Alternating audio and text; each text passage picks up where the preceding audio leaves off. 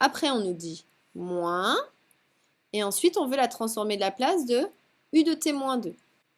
Donc faites une pause sur la vidéo, essayez de chercher tout seul et venez voir si vous avez juste et inspirez-vous de ce qu'on vient de faire.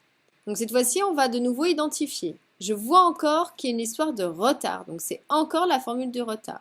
On a besoin de la valeur de taux toujours, donc taux ici, c'est lui, c'est-à-dire 2.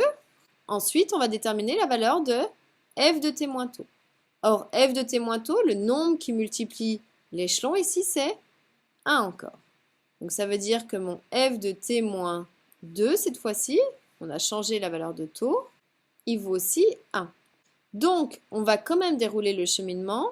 Ça veut dire que mon f de t, il vaudra, puisqu'on veut que tous les t-2 soient transformés en t, or il y a juste 1, donc elle vaudra juste 1. Et c'était là où je vous avais expliqué qu'il faut bien imaginer dans la tête que ce 1, c'est en fait une fonction causale, donc ça revient à l'échelon. L'échelon, il vaut 1 sur 0 plus l'infini. Pour que ensuite, on puisse faire aussi sa transformée de la place. Or, la transformée de la place de l'échelon, c'est le même qu'on avait fait précédemment, c'est-à-dire c'est 1 sur p. Donc, si j'applique la formule ici, ça va faire exponentielle de moins taux, mais cette fois-ci, taux, il vaut 2, p fois la transformée de la place de petit f, c'est-à-dire 1 sur p. Donc ici, ensuite, on va bien terminer. Ça va faire exponentielle de moins 2p sur p, qu'on pourrait écrire un petit peu différemment. On va le faire quand même.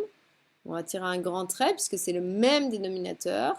Et on aurait exponentielle de moins p moins exponentielle de moins 2p. Donc voici la transformée de la place de petit f.